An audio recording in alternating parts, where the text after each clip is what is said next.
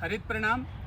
आज हम हमारे राजकीय डूंगर महाविद्यालय बीकानेर स्थित गांधी संस्थागत वन में एक नए अभियान की शुरुआत करने जा रहे हैं और इस अभियान की शुरुआत के मौके पर हमारे साथ में है हमारे सम्माननीय प्राचार्य महोदय श्रीमान प्रोफेसर इंद्र सिंह जी, साथ ही हमारे प्रशासक मंडल के जो वरिष्ठ हमारे साथी हैं professor Narendra Nath ji, professor Smita Jain ma'am, professor Anna Ram ji, साथ ही हमारे जो राजस्थान शिक्षक संघ शेखावत के पर्यावरण प्रकोष्ठ के जो प्रदेश संयोजक हैं श्रीमान खुमाना राम जी सारण साहब, और इधर जिला कार्यकारिणी से श्री देवेंद्र जी जाखड़ साहब, डूंगरगढ़ से श्री बजरंग जी बाम्बू, विशाल जी स्वामी, पुखराज जी जानी और लालनाथ जी तर्ड, और साथ ही हमारे यहाँ पे जो इस काम में हमें जगदीश जी जानी सहयोग देते हैं, चोखा राम जी महाराज, और मैम हैं हमारे साथ में लूनकरण सर से ही ये भी शिक्षिका हैं।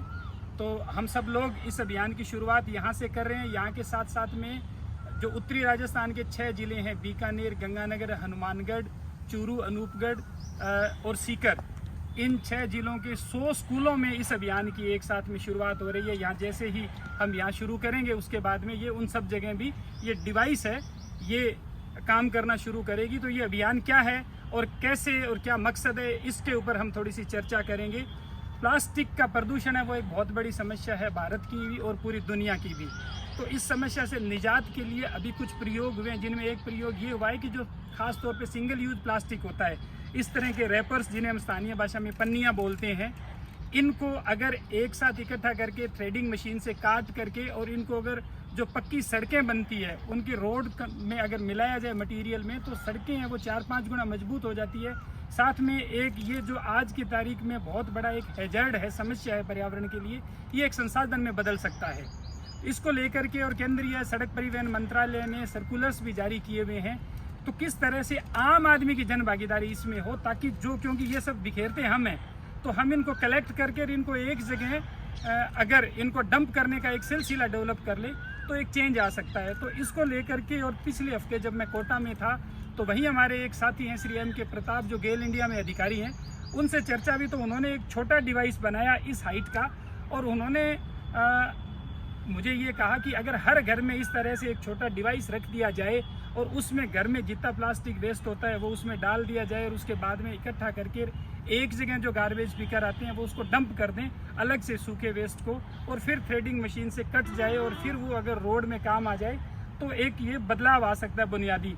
तो उनका विचार तो काफ़ी सराहनीय लगा मुझे, लेकिन उसमें एक दो जो मुझे तकनीकी दिक्कत लगी वो लगी कि एक तो डिवाइस जो है उसको ऑपरेट करना थोड़ा मुश्किल था, थोड़ा छोटा भी था, तो मुझे लगा इसमें सुधार किया जाए। और दूसरा, जो कचरा संग्रहण होता है आमतौर पे हम देखते हैं तो गीला सूखा अलग अलग नहीं होता, कुछ एक जगह उनको छोड़ करके फिर उसको डंप करना, उसके बाद में फिर उसका प्रोसेस करना, ये सारा ऐसा है कि मुमकिन सा नज़र नहीं आ रहा।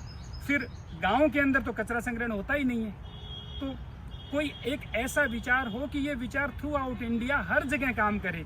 तो उसके लिए जो विचार अभी हमने जो तैयार किया है और जिसको हम लागू करने जा रहे हैं, वो विचार ये है कि एक तो हमने ये डिवाइस है ये 1.5 फीट हाइट की बनाई है, ताकि इसमें अधिक से अधिक एक बार में प्लास्टिक इकट्ठा हो। इसमें कैसे होता है वो बताएंगे। दूसरा, ये स्कूल्स में हम रख रहे हैं, और जो टीचर्स हैं इसमें इस अभियान में हमारे साथ में राजस्थान शिक्षक संघ शेखावत है, वो कोलैबोरेट कर रहे हैं, और संगठन से जुड़े हुए जितने साथी हैं वो स्कूल्स में अपने अपने स्कूल में एक डिवाइस हमने उनको उपलब्ध कराई है, वो रखेंगे और बच्चों को मोटिवेट करेंगे कि आपके घर में जो भी प्लास्टिक इकट्ठा होता है उसको आप स्कूल में लें और इस डिवाइस में लगा दें। फिर जो मिड डे मील के लिए जो गाड़ियाँ आती है सामान लेकर के भोजन का, उन्हीं में ये जब इकट्ठा होगा तो वहाँ से एक जगह ब्लॉक में इकट्ठा हो जाएगा, और वहाँ से फिर वो इजीली दिया जा सकता है इस तरह की जो कंस्ट्रक्शन करने वाली एजेंसीज हैं उनको। और उसके बदले में ये रिसोर्स के रूप में जो 2 पैसा आएगा वो शिक्षा विभाग है उन स्कूल्स में उनके अनुपात में, जिस अनुपात में वो दे रहे हैं प्लास्टिक, वो उनके खाते में जमा करा देगा। तो एक रिसोर्स भी हो जाएगा, और साथ ही साथ में दूसरा बेनिफिट ये होगा कि बच्चों में एक बहुत अच्छा एक पर्यावरण के प्रति बहुत जिम्मेदारी वाला संस्कार आएगा। तो ये संस्कार बहुत इंपॉर्टेंट है, और एक जन भागीदारी हम इस तरीके से पूरे प्रदेश में कर सकते हैं, और कल को ये रोल मॉडल जो है वो पूरे देश में रेप्लिकेट किया जा सकता है। तो इस मकसद से हम इसको शुरू कर रहे हैं, और ये उम्मीद करते हैं कि ये धीरे धीरे हमारी हैबिट में आएगा। अब इसको उपयोग कैसे करना है वो थोड़ा सा मैं बताऊंगा। ये डिवाइस है जिसमें ऊपर की तरफ ये छेद है और इसका तरीका बड़ा सिंपल है। हम इस छेद के अंदर एक रस्सी पिरो देंगे और पिरो करके एक गांठ लगा देंगे ताकि ये रस्सी निकले नहीं। उसके बाद में जो भी हमारे पास में प्लास्टिक जैसे प्लास्टिक के रैपर है, कुछ नहीं करना, बस हम इसके अंदर इस तरह से डालते रहें। तो इससे क्या होगा कि जो इधर उधर उड़ रहा है कहीं भी प्लास्टिक, वो प्लास्टिक कहीं भी इधर उधर बिखरेगा नहीं और एक जगह हमारा संचित होता रहेगा। अब जब ये पूरा डिवाइस भर जाए तो भरने के बाद में हमें कुछ नहीं करना। ये जो गांठ इसकी यहाँ लगाई है सिंपल, ये चूंकि वो फिक्स गांठ नहीं है, खुलने वाली गांठ है, तो इस गांठ को हम खोल लेंगे। इसको खोल करके इसको निकाल लेंगे और ये इधर से रस्सी निकाल लेंगे। निकाल करके इसको जब यूं करेंगे तो ये सारा एक जगह आ गया। एक जगह आने के बाद में हमने इसको बांध दिया इस तरह से, और बांध करके और इसको एक जगह हम स्टोर कर देंगे।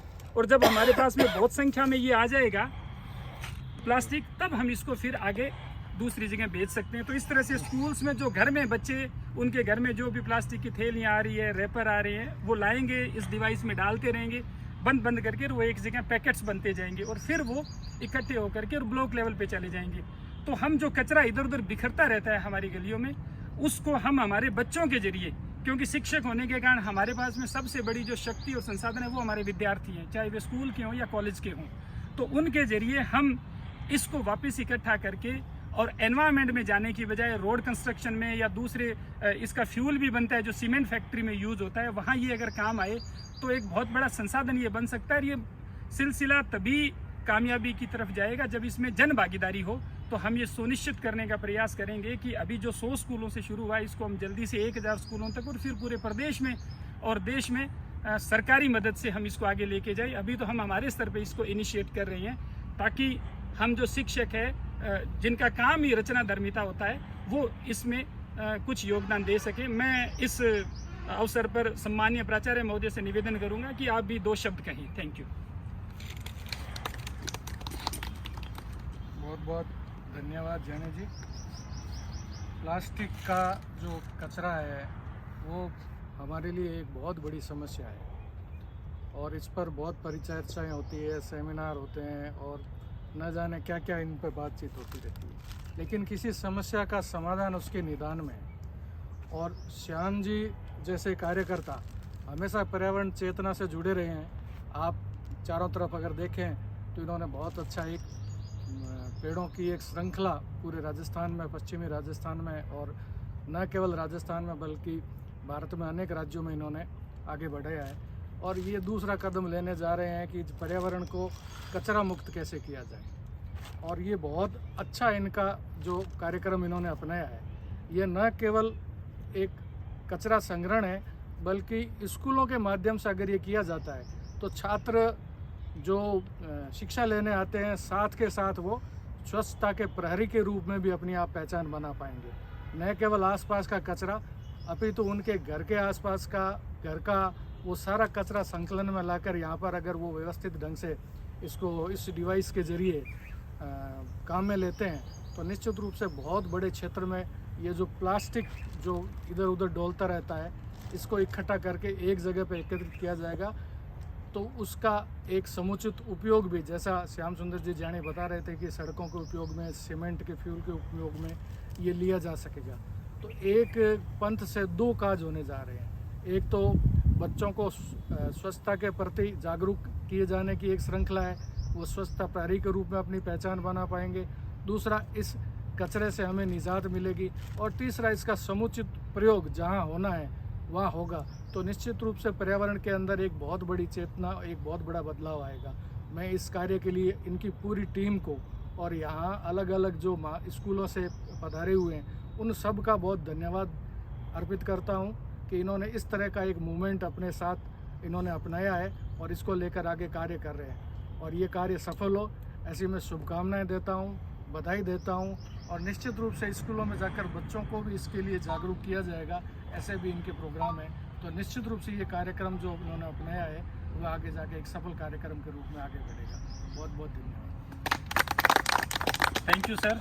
आप पधारे और आपने इस मुहिम को आशीर्वाद दिया, ये हमारे लिए एक ऊर्जा के रूप में हमेशा काम करेगा। मैं इस मौके पर खुमाना राम जी सारण साहब, जो कि प्रदेश संयोजक है राजस्थान शिक्षा संघ पर्यावरण प्रकोष्ठ के, आपसे निवेदन करूँगा आप भी 2 शब्द कहें संगठन की तरफ से।